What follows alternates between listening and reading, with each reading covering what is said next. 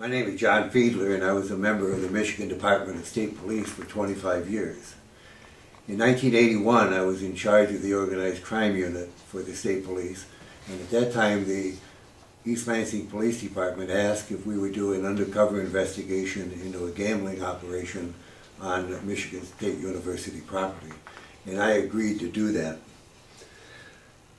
The individual that they were looking at was a man by the name of Dan Gilbert. It's my understanding that Mr. Gilbert has made a statement concerning this investigation, and I have read that statement, and I'm here to tell you that that statement is not correct.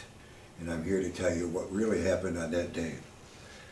The East Lansing Police Department complained that this young man had owed over $1,000 in debt to this gambling operation, which was run by at least 2 people and maybe up to 4 people.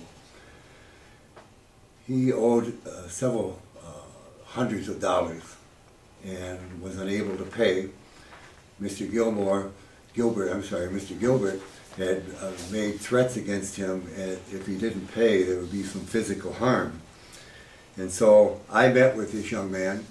I introduced myself to him and asked the young man if he would call Mr. Gilbert and tell him that his dad was in town and that his dad was willing to pay off his debt. The victim, who now became my son, willingly did that. We met with Mr. Gilbert. There were 2 people in the room at the time, and Mr. Gilbert did all the talking. I asked Mr. Gilbert, how do I know my son owes you this money? And he sent this other man that was with him out of the room, came back with a ledger, opened the ledger, which was filled with names and dates and figures of dollar amounts, and he showed me in the ledger where my son owed this money. And so I asked my son at that point to leave the home, and I asked Mr. Gilbert, why was it necessary to make threats?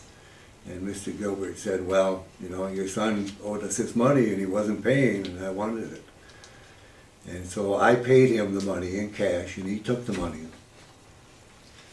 And at that time then, I was wearing a recorder and a transmitter, and I transmitted a certain code, and the East Lansing Police Department came in and made the arrest at that time.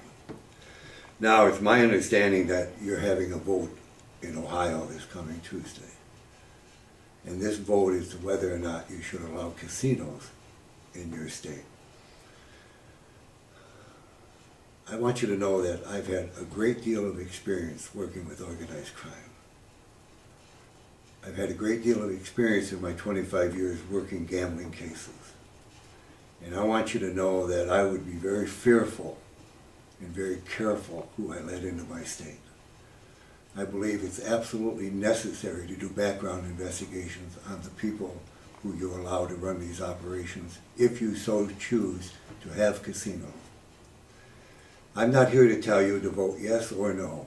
I'm merely here to tell you what happened on that particular day and my experiences involving gambling. Thank you.